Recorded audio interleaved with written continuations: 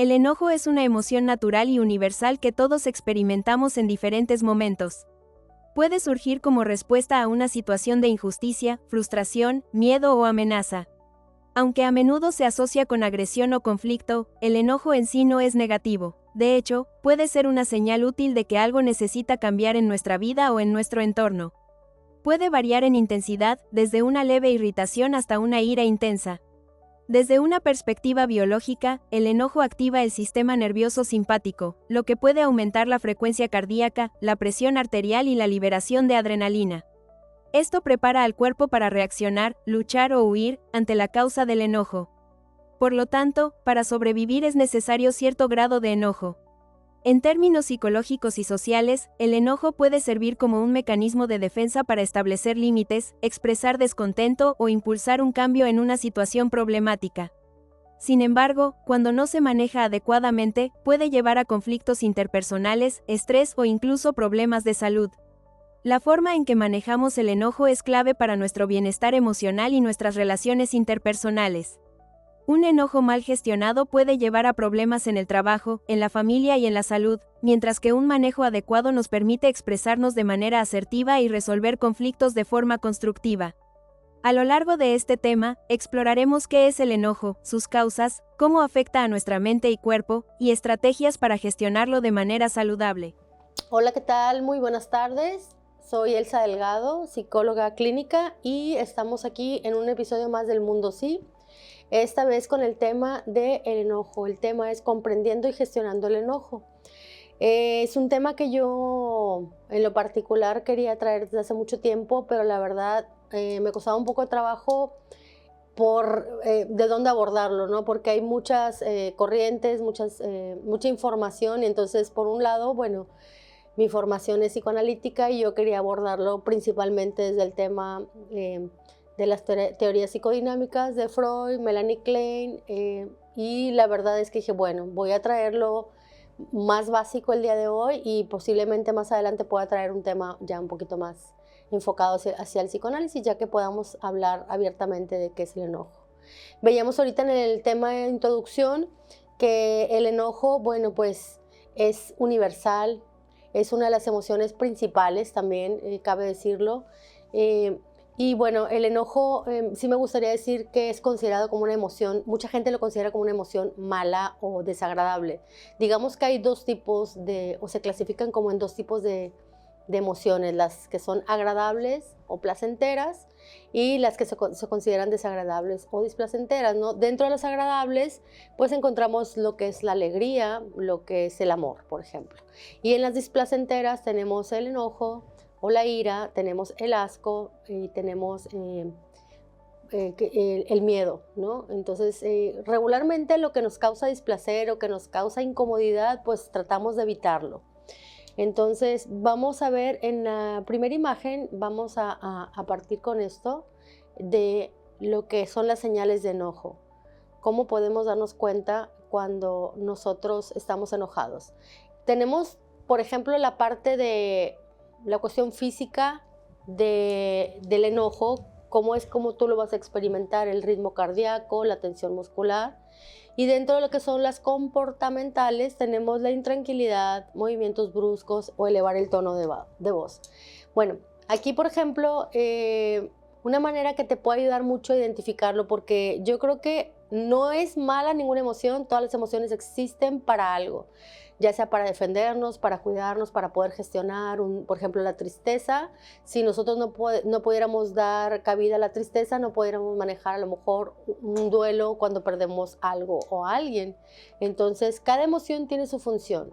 El problema es que de alguna manera inhibimos ciertas emociones por lo mismo que nos causan displacer o porque no sabemos cómo expresarlas o porque en nuestra historia traemos un mal manejo. Ahorita vamos a ir viendo cada uno de eso, pero por ejemplo, un ejercicio que a mí me gusta mucho poner o preguntarle a mis pacientes es, cuando tienen temas en cualquier emoción, pero vamos a hablar específicamente hoy más del enojo. Entonces, cuando tú sientes un enojo, ¿cómo lo sientes en tu cuerpo? Entonces se sorprenden mucho y dicen, ¿cómo lo siento? Sí, el enojo nunca viene de 0 a 100.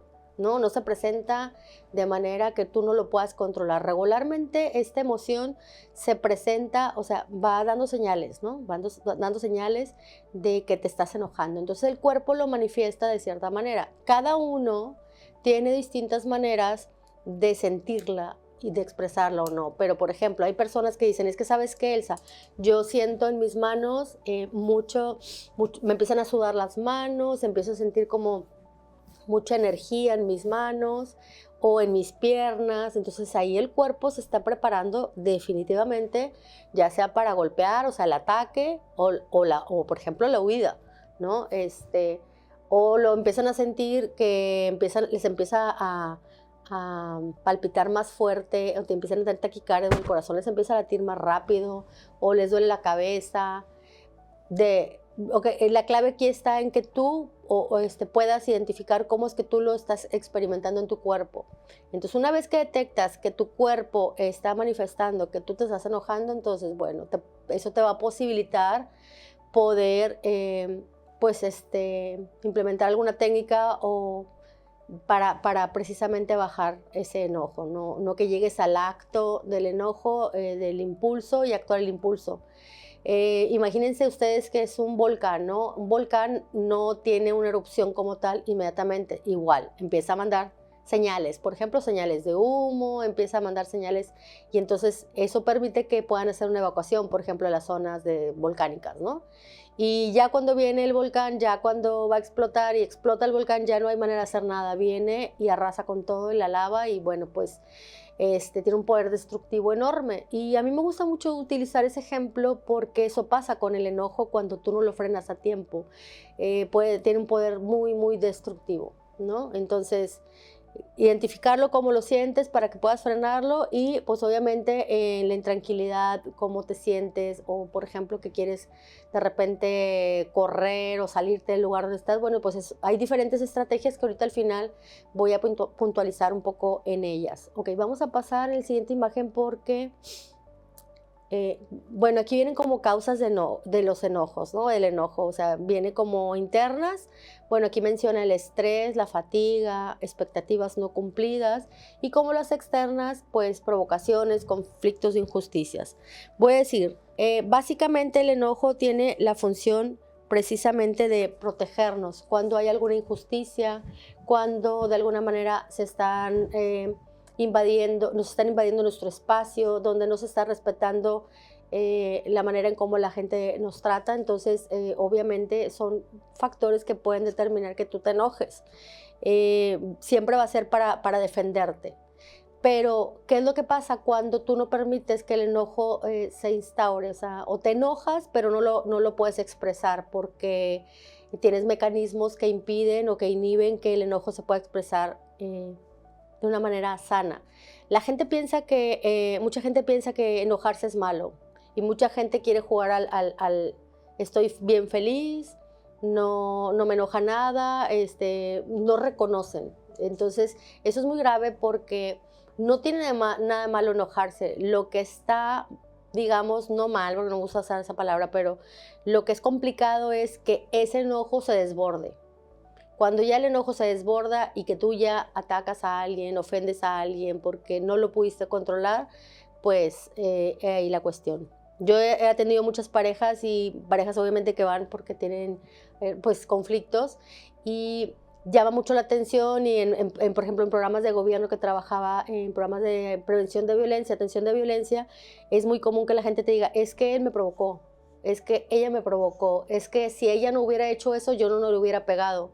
O si él no hubiera hecho eso, yo no hubiera reaccionado así. Y creo que eso es una manera pues incorrecta, porque no estás asumiendo el control de tus emociones. No puedes poner en el otro la responsabilidad de cómo tú reacciones. Si tú te enojas es porque tú así lo decidiste, tú no lo pudiste controlar y tú te enojas. Entonces, yo me enojé, yo no me puedo controlar. No es válido decir, tú me provocaste, tú me hiciste. La gente no te hace cosas, la gente no te provoca, la gente hace cosas y tú decides cómo interpretar eso, decides cómo reaccionar ante ese enojo. Entonces, eso es bien importante entenderlo, porque eso va a hacer que tú tengas una responsabilidad sobre tus emociones, sobre tus impulsos, pero sobre todo sobre esa responsabilidad afectiva, ¿no? De cuidarte y cuidar a los demás. Sí, bueno, voy a mencionar aquí, traigo mucha información, por eso dije que me costaba trabajo este tema porque es mucha información. Si tú te preguntas, ¿dónde se da la agresión? A nivel cerebral, ¿quién regula la agresión? Por ejemplo, tenemos por un lado la amígdala, perdón, que es la que controla el miedo y la ira y es el que está en el sistema límbico.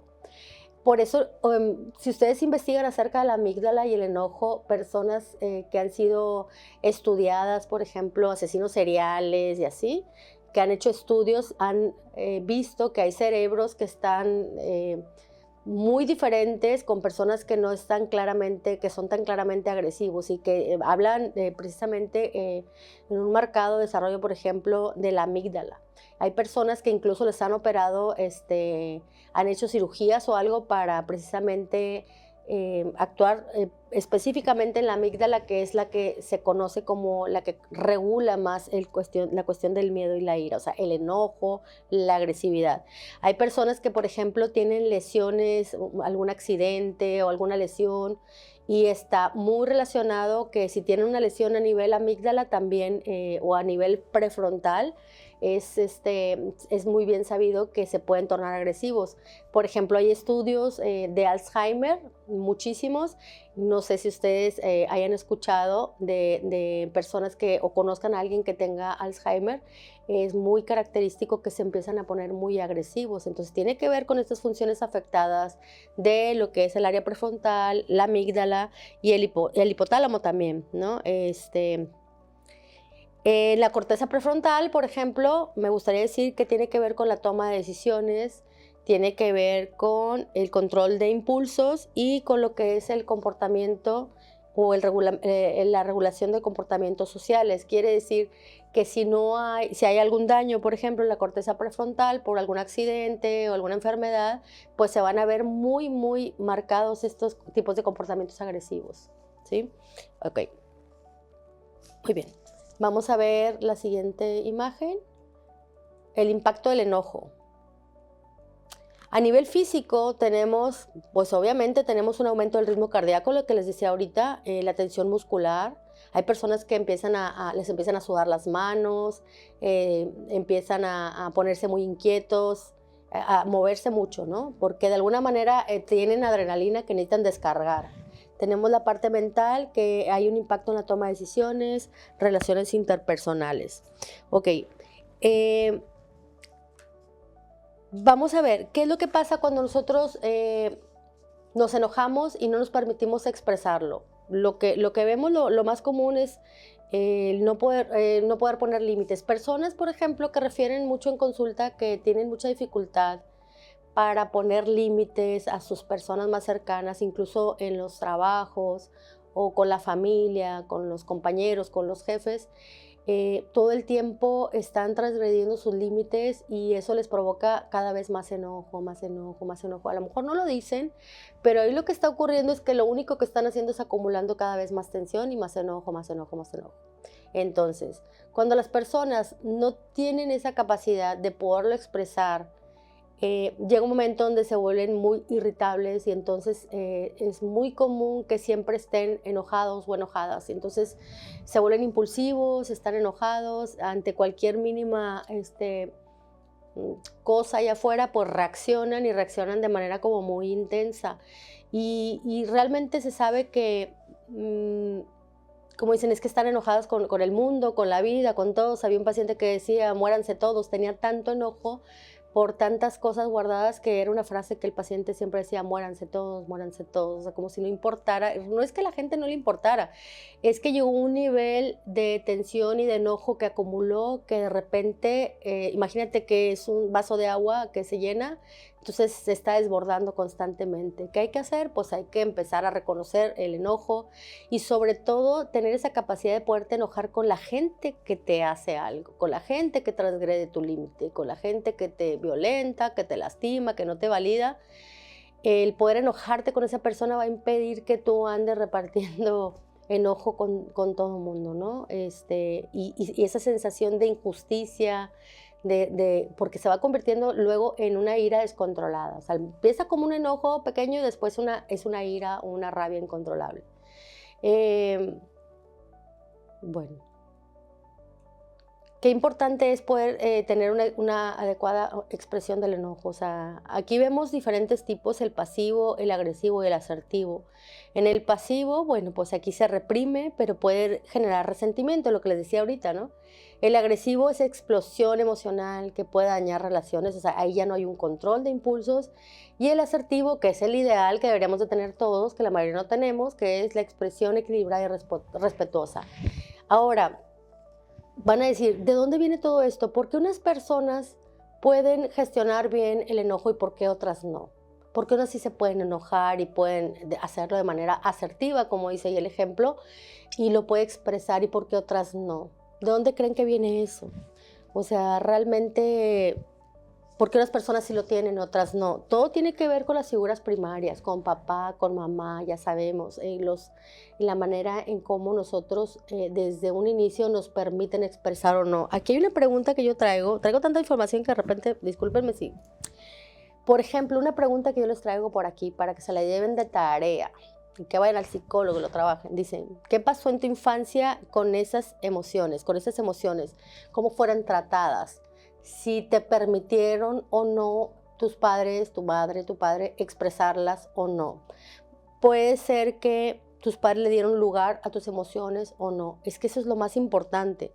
Por ejemplo, si a mí de niña no me respetaron en que yo pudiera expresar una emoción como ya la sentía, vamos a suponer que si yo sentía enojo y si mi madre no tenía una manera adecuada de permitir la gestión porque no le gusta que se exprese el enojo, por ejemplo, entonces el niño utiliza dos mecanismos, ¿no?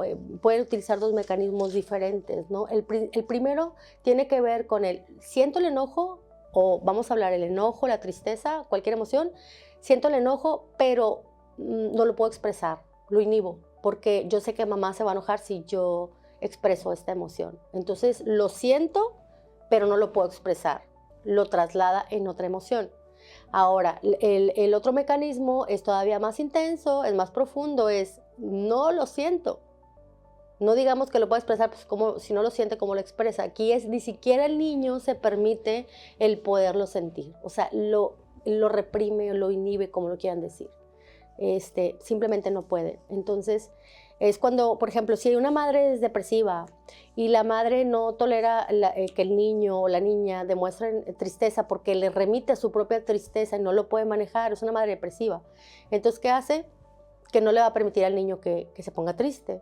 Entonces el niño aprende eso desde pequeño y ¿qué creen que pasa? Que cuando el niño se siente triste, pues lo transmuta a lo mejor en enojo y entonces el niño se enoja, grita, golpea, rompe. Eso está permitido, esa emoción sí está permitida en casa y entonces el niño aprende a hacer ese traslado de emoción. El chiste aquí es que luego lo que nosotros aprendemos como niños, pues no lo llevamos y no lo trabajamos, no vamos a terapia o no lo trabajamos, no aprendemos diferentes maneras de expresarlo. Cuando somos adultos hacemos la misma dinámica. Y entonces pues se va acumulando, imagínense años de estar acumulando emociones que no podemos expresar, pues es una bomba. Entonces de adultos pueden ser adultos muy, muy sensibles, muy iracundos, muy molestos con la vida, se pueden dar muchas cosas, ¿no? Pero definitivamente va a presentar síntomas de adulto, ¿no? Va a presentar, pues, algún problema, algún trastorno. Ahora, por ejemplo, a mí ya saben que me encanta a mí hablar de los obsesivos, ¿no? Y de esa clasificación que hizo Papi Freud, ¿no? De los obsesivos.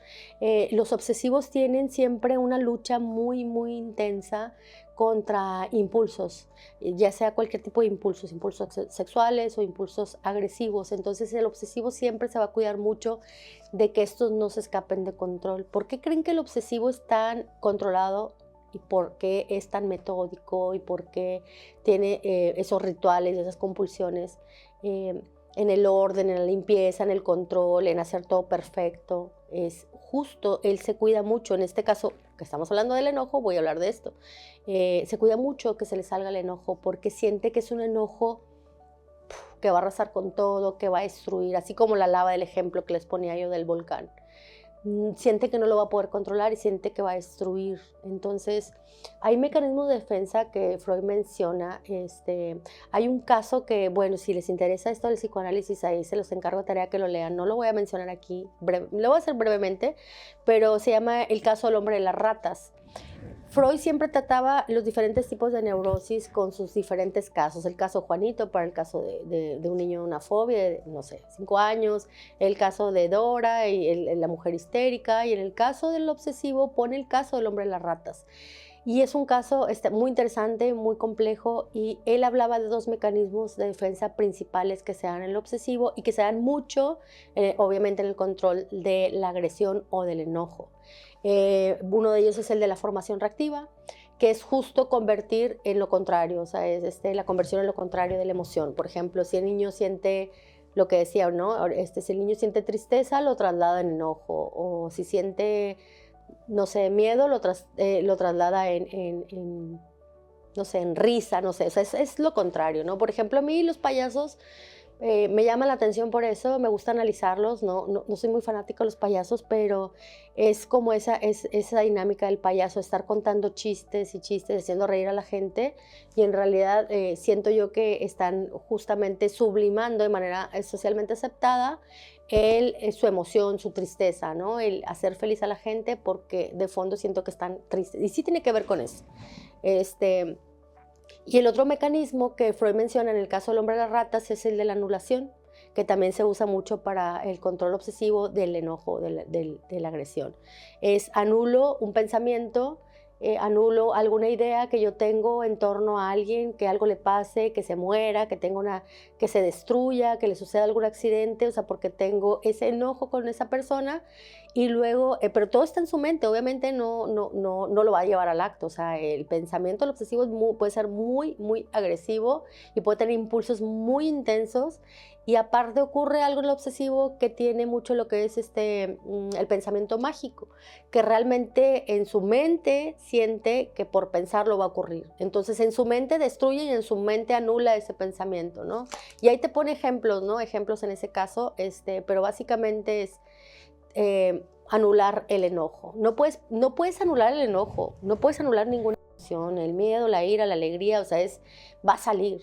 No porque le ignores, no porque no le hagas caso, va a desaparecer, al contrario, va a cobrar más fuerza, se va a hacer más fuerte cada vez, y entonces va a llegar un momento donde pasa eso, estás iracundo, estás enojado con el mundo, es porque no le diste una gestión importante. Hay personas que simplemente les pone muy mal enojarse, o sea, no se permiten enojarse, o sea, es como, ayer me decía una paciente, me decía, es que me siento muy, muy enojada con mi papá, y dije, qué bueno, y se sorprendió tanto, dijo, ¿cómo que qué bueno? O sea, qué bueno. Dije, qué bueno, porque finalmente te estás permitiendo sentir esa emoción que nunca te habías permitido sentir, y que esa le llevó a tener como muchas dificultades en la manera en cómo ella se relaciona hoy en día, ¿no? No permite el amor, no permite la cercanía, no sabe qué hacer, por ejemplo, con los hombres, ¿no? Él tiene mucho miedo, pero es justamente esta relación con este papá. Pero el momento que ella o cualquier persona empieza a reconocer esa emoción, ese enojo, que lo pueda gestionar, que lo pueda poner en palabras. Por eso es tan importante el espacio terapéutico, porque en el espacio terapéutico es poder poner en palabras todo lo que no me atrevo ni siquiera a veces ni a pensar, porque entonces me siento mala persona, me siento mala hija, me siento mala amiga. No te convierte en una mala persona, simplemente esto me genera enojo, me genera mucha molestia, y lo reconozco y lo pongo en la mesa. Y entonces lo reconozco y lo hablo, y entonces lo desaparezco, ¿no? Lo voy haciendo chiquito hasta que desaparece.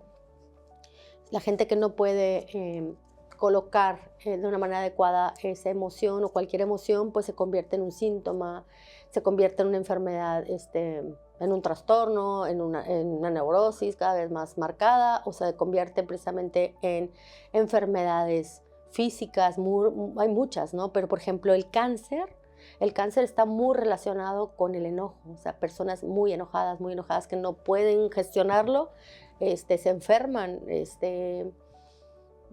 cáncer, de donde ustedes quieran, ¿no? Pero yo he visto casos muy frecuentemente y muy cercanos, por ejemplo, cáncer de tiroides, de garganta, donde justo no pueden expresar, no pueden hablar, tienen tanto enojo reprimido que de alguna manera cobra cuerpo,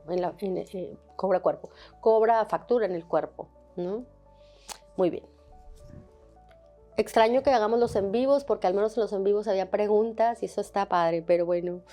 El enojo no se irá porque no lo reconozcamos, eso es bien importante. Hay que reconocer el enojo para poderlo trabajar. El enojo necesita tener alguna salida, se considera como una emoción negativa, no lo es. Lo queremos bloquear o anular, no funciona así.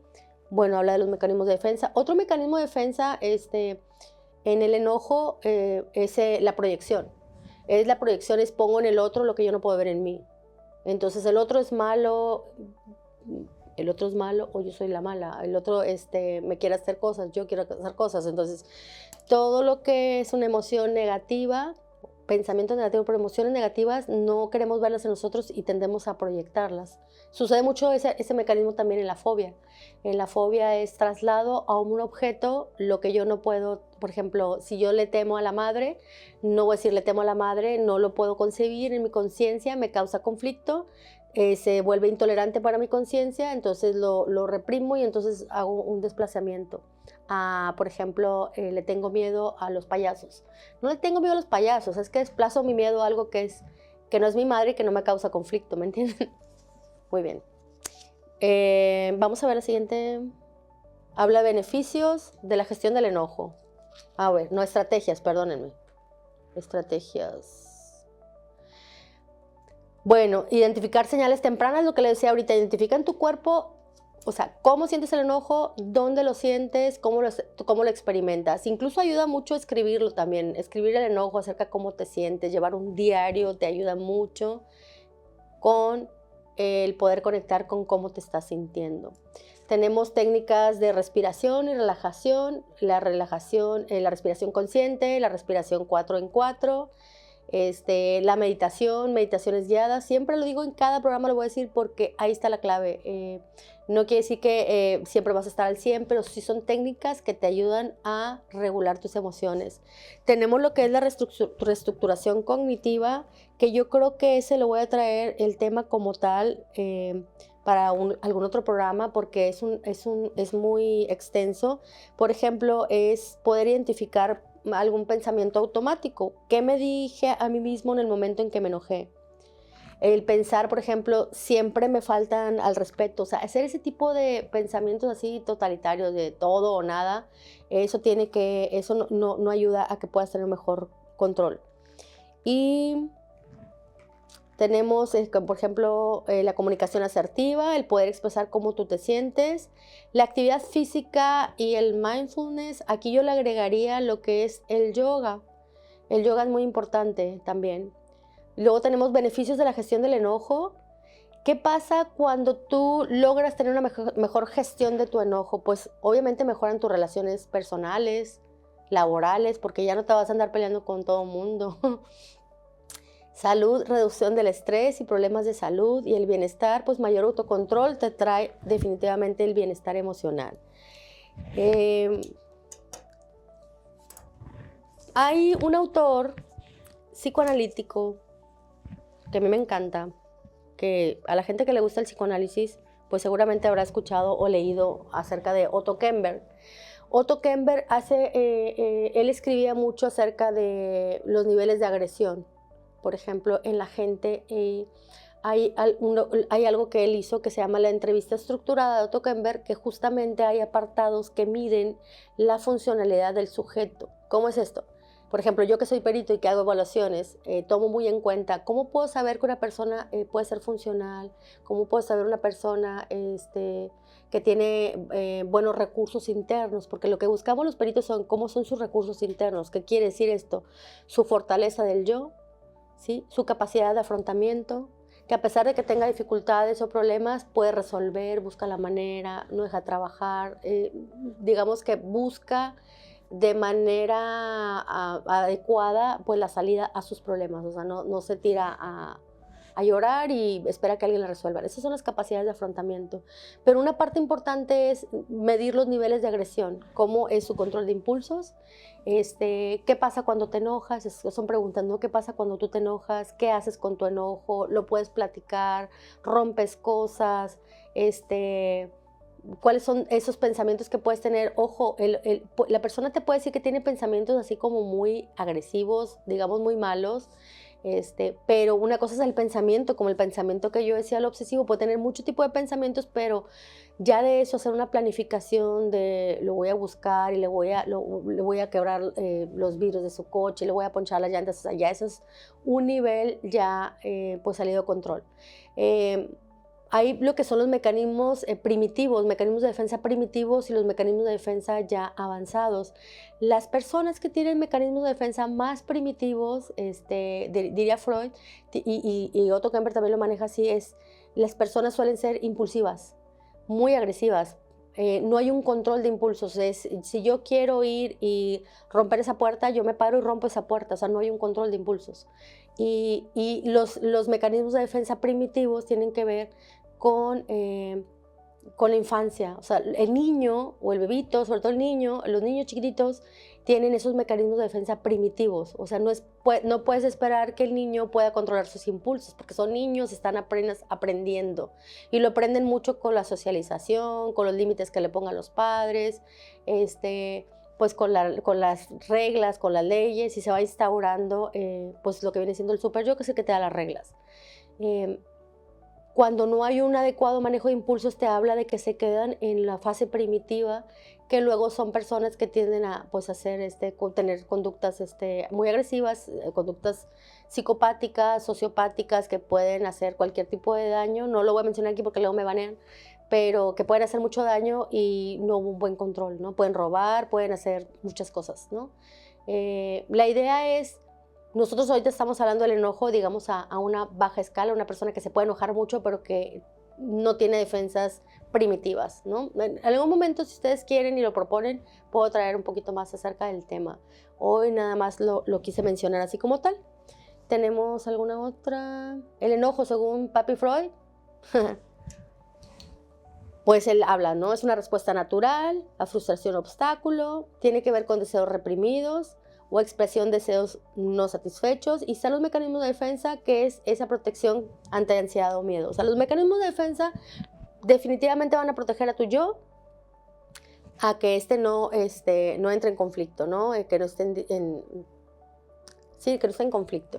Pero bueno, yo creo que pues hasta aquí vamos a llegar el día de hoy, porque pues meternos ahorita ya con el tema de Freud al final, pues no vamos a acabar. Pero bueno, de alguna manera ya estuve mencionando ahí acerca de los mecanismos de defensa, acerca de la fortaleza del yo, acerca de los mecanismos primitivos y cuál es la clave para poder tener una buena gestión. Bueno, entender que no importa cómo tú hayas sido educado, si no se te permitió, no se te validó que tú expresaras la emoción de cierta manera, bueno, ahora eres un adulto que puede tener el control de ello. Y si no sabes cómo, pues puedes trabajar en terapia para que tú en terapia puedas empezar a validar cómo tú sientes, o sea, qué emoción sientes, y decir, no es malo sentirlo, y no por sentirlo quiere decir que lo vayas a actuar. Personas que no lo hablan son luego las personas que entran a programas por ser violentos, que van ante la ley, que la ley luego los manda a terapia porque transgredieron límites, golpearon, etc. Entonces no hay que llegar a ese punto para buscar ayuda. Buscar ayuda cuando ya sientes que esto te empieza a desbordar o hay incomodidad. Bueno, entonces básicamente es todo por el día de hoy. Les agradezco mucho el haber sintonizado con nosotros el día de hoy en El Mundo Sí, y esperemos veros en el próximo episodio. Hasta luego, bonita tarde, bye bye.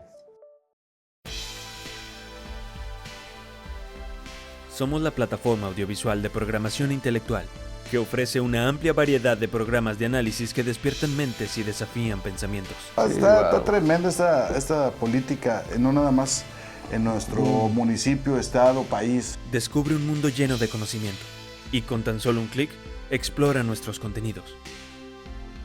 Desde lo deportivo hasta el entretenimiento divertido y cultural. Si la persona no está hablando de sus emociones, no las está externando, pues las está externando de manera impulsiva. Conéctate con nosotros a través de todas nuestras redes sociales. En YouTube, Rumble, en Spotify, en Rumble, en la tienda de la esquina y sobre todo, en su corazón. Únete a la conversación, comparte tus ideas y mantente al tanto de las últimas tendencias. Somos Papi TV, la plataforma audiovisual de programación intelectual.